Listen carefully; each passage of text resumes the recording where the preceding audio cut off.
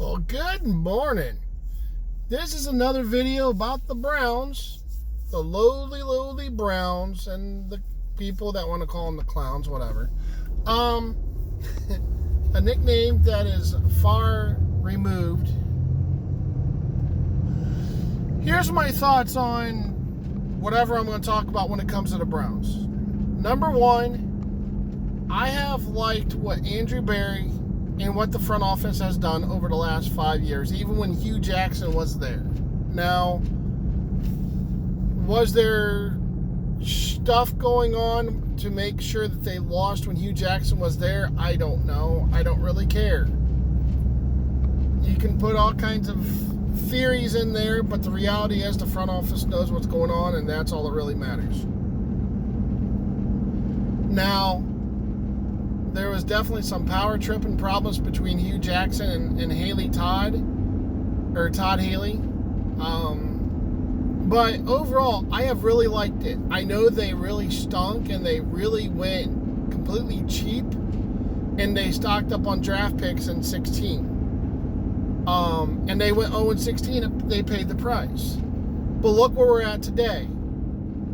I said to my friend that I love the fact that the Browns cleaned house, got rid of all their troubles, which, yeah, we got some troubles back, but I think the troubles have been worth it. But we got rid of all the troubles we had, all the off-field problems and locker room problems that we had.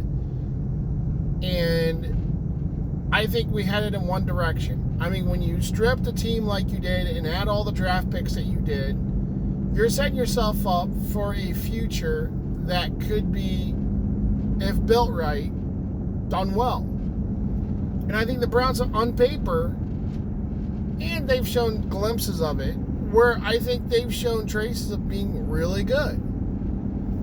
The biggest flaw has been, and the greatest excitement and the greatest flaw has been Mayfield. But my focus on the video today is not about the quarterback room, because I've already done a video on that. My focus is going to be a little bit different. I'm going to focus on two different areas that I think is key to the Browns. Number one, I'm going to talk about the Browns running backs. I don't know if I'm going to hit the other one in this video or not, but we'll see. I don't want to make it too long, but I know a couple people that was interested in my thoughts, so excuse me, I'll go with it.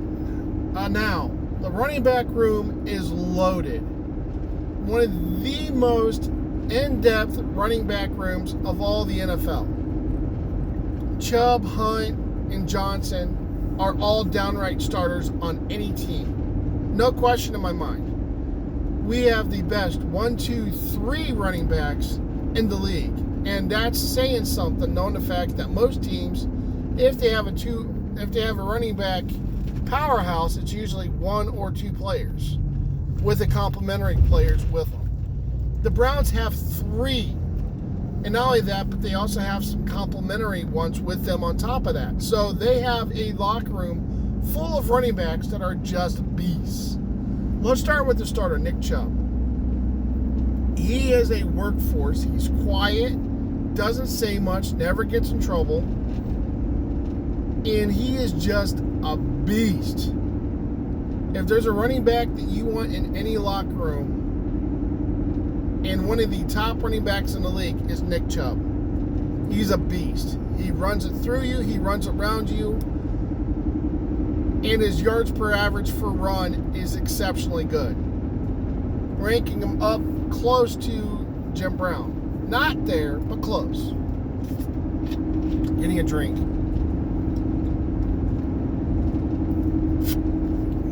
He is the overall starter, and there's no question he's the leader of the running back locker room. Number 2 is Kareem Hunt, another in his own right starter that is a combination of receiver and running back.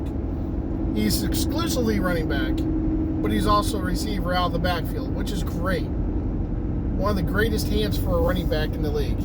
One of the most underrated and very much a solid team player to go with it.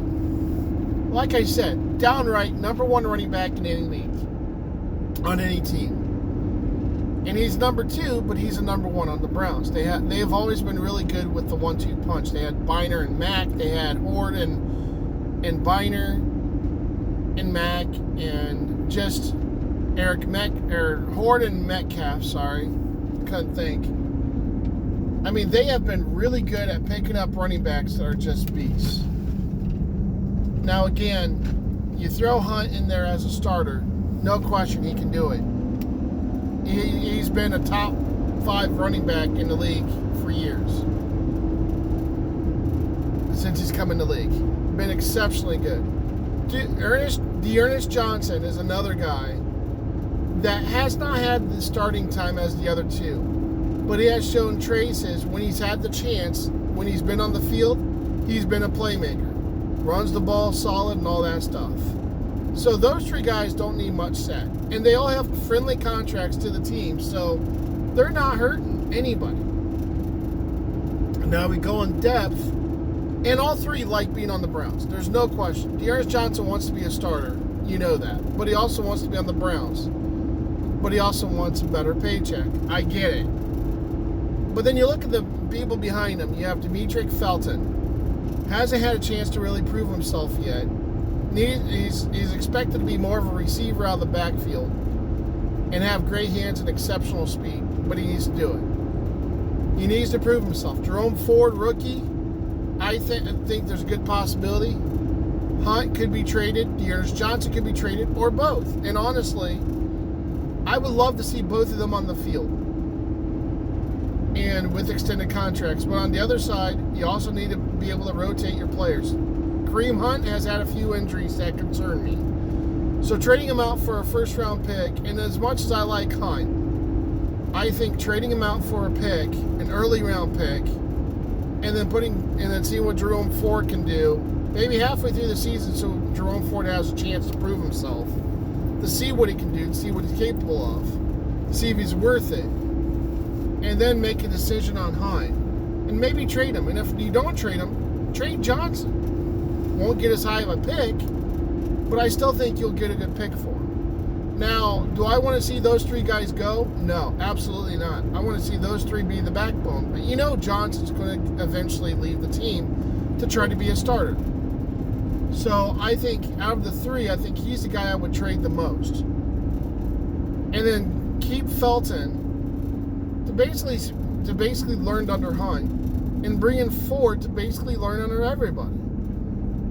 Which those guys are all there, but let them actually learn. Don't force them in. And I think that's been the problem, is Browns bring in a lot of players and they force them in because of injuries or whatever reason, not intentional. But everybody's like, oh, well, he didn't prove himself. It's his first year. You can't expect Demetric Felton to tear it up when he's still learning the season. And you know, and most people know that 90% of the NFL that comes in the league is not going to make a great impact on the first year they're in the league. There's exceptions. I think Justin Fields for the Bears is one of those people that could be an exception if he has a team. The problem is the Bears don't really have an offensive receivers to really make him good, and he's set up for failure in Chicago. I like Fields. I think Fields is a heck of a player. But he needs a team around him, like anybody, and he don't have it. Defensively, the Bears are okay. Offensively, the Bears just got rid of Allen Robinson, their number 1 receiver. And I think that's going to hurt them. But the Browns' running back room, and I'm probably going to stick with just the running backs today, is loaded like no other team. Now, are there other teams that have really good running back punches? Absolutely. The Ravens always can find a person out of nowhere to be a running back. Plus, they have Lamar Jackson. They have T.J. Dobbins out of Ohio State. He got hurt last season, but he's a beast. Just to go through the league, and there's players here and there all over the place. But I think the Browns are set up really well for the future and could even improve their future by a trade or 2. Maybe Hunt and Johnson. Not that I want to see them go, but Hunt wants to stay. So to me, that tells me Johnson's probably going to be the trade cap. And I think that's going to happen in the season. because Johnson wants to play. But he also likes the Browns, so that's a good thing. I mean, the Browns are in a spot where people actually, for the first time in their, since they've been back in the league, that people actually want to come to Cleveland. And you look at the roster, and that proves they want to come. The people that left want to come back. Landry wants to be back in Cleveland. He's not. He's with the Saints. But he wanted to be back in Cleveland. Beckham has talked about it. Joe Hayden has talked about it. There's other players that have said they want to be there partially because of Watson. And I think that's one of the benefits to having Watson is everybody wants to come play with him. So the Browns, I think, even if Watson does not play and he gets out of his legal troubles and he stays squeaky clean the rest of his career, then I think Watson has been a great addition. If nothing else, players want to play with him.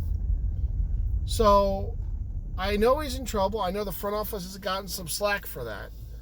But I really think having Watson, whether he's on the field or whether he's not, is going to be a big benefit to the Browns. So that's my thoughts for now on the running backs room. I will do another video on my other area I really want to talk about. But right now it's not going to be it. But obviously there's going to be a lot of people that probably know exactly what I'm going to say in this video before I start it. But it is what it is. Give me a thumbs up. Like, share, and subscribe. And peace out, Tribe Scout.